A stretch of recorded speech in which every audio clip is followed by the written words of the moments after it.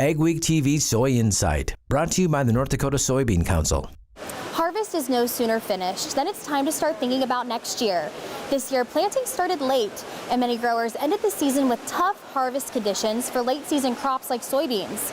In this month's Soy Insight, Rose Dunn has some advice for getting a head start on next year's crop.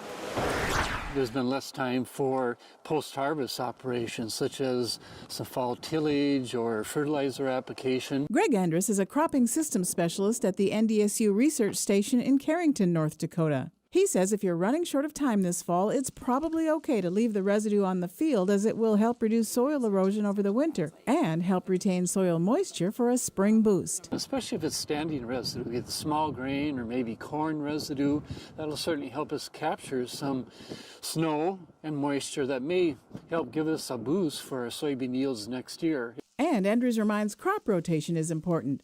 Avoid following soybean with soybean a second year, as it can leave your crop vulnerable to pests like soybean cest nematode and tough-to-control weeds like kochia and water hemp. So going with crop rotation will help give us more tools for managing the weeds or managing the diseases that are out there. Endres says planting soybean after corn or wheat will increase yields by about 5%. And he says choosing the right variety is also important to maximize yields. In other words, in North Dakota, we have a short growing season, and we don't want our soybean crop to be done before the season's done.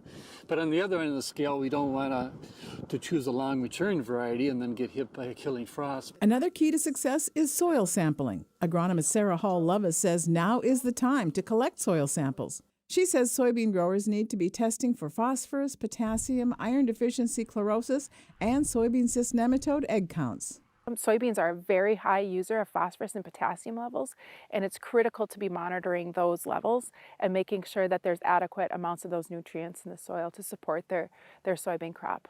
Endres and Lovas say these actions now can yield bigger profits next year.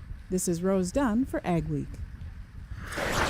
To learn more about soil testing, variety selections, and disease, weed, and pest management, contact your local NDSU Extension office. Thanks for watching Agweek TV on YouTube. Make sure to like and subscribe. We put out new videos every Saturday.